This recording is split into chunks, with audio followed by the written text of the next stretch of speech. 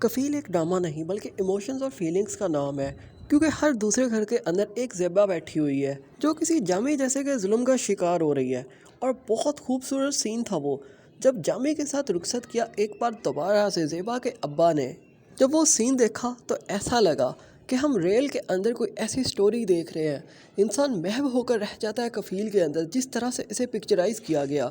جامی جیسا شخص کبھی بھی اپنی بیوی سے عزت نہیں کروا سکتا، کیونکہ ایک لڑکی کے لیے سب سے بڑی چیز وہ ہوتی ہے کہ اس کے باپ کی عزت کی جائے۔ لیکن جامی جب بھی زیبا کے ساتھ کوئی بات کرتا ہے تو اسے اس طرح کہہ کر بلاتا ہے، جس میں انسلٹ کا فیکٹر بہت نمایاں ہوتا ہے۔ جامی کبھی اسے کہہ رہا ہوتا ہے تمہارے باپ نے ایسا کر دیا، تمہارا باپ خود کو سمجھتا کیا ہے، اور پھر اسی باپ کے دیے ہوئے پیسے زیبا سے حاصل کر لیتا ہے اپنے کسی کام کے لیے۔ اپنی ویڈیو میں آگے بڑھے، کفیل کو آپ کے ساتھ شیئر کرے۔ اس سے پہلے آپ لوگوں سے ریکویسٹ ہے کائنڈلی ہمارے اس چینل کو ضرور سبسکرائب کر دیں۔ اب کفیل کے اندر ایک چیز کلیئر نہیں کی گئی، جامی کا باپ جب بھی جامی کے کاروبار کی بات کرتا ہے یا کچھ کرنے کی بات کرتا ہے تو وہ کہتا ہے میری اتنی جائیداد ہے۔ یا تو جامی نے اپنے باپ کو بھی نہیں بتایا ہوا کہ جتنی بھی جائیداد تھی وہ اس نے بیچ کھائی ہے، یا پھر جامی کا باپ اس سے بھی بڑا فراڈ شخص ہے جو صرف اپنی جائیداد کا ڈھوگ رچا رہا ہے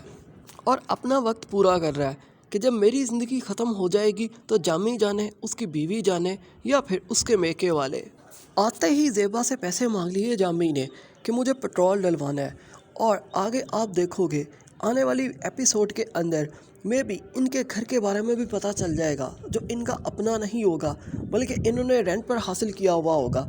باقی پراپرٹی اور گاڑیوں کے بارے میں تو آلموسٹ یہ کلیئر کر چکی ہے کہ پراپرٹی تو کوئی ہے ہی نہیں، اور گاڑیاں بھی رینٹ کی نکلی ہیں۔ اسی لیے کہتے ہیں جب بھی اپنی بیٹیوں کے رشتے کرو تو یہ بات کافی نہیں ہوتی کہ ہم لڑکے کے باپ داداؤں کو جانتے ہیں۔ اگر باپ دادا شریف بھی تھے یا کاروباری بھی تھے یا ان کی بہت پراپرٹی بھی تھی، تو آج ان کا بیٹا کیا کر رہا ہے جس کو آپ اپنی بیٹی بہانے جا رہے ہو، یہ آپ کے لیے جاننا بہت ضروری ہے۔ اب وہ زمانہ گزر گیا جب صرف خاندان دیکھ کر شادی کی جاتی تھی۔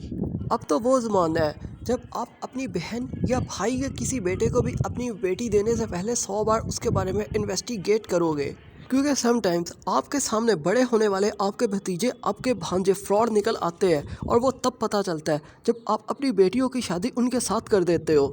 آپ فراڈ ہونے پر تو کمپرومائز کر سکتے ہو، لیکن کریکٹر لیس ہونے پر کبھی کمپرومائز نہیں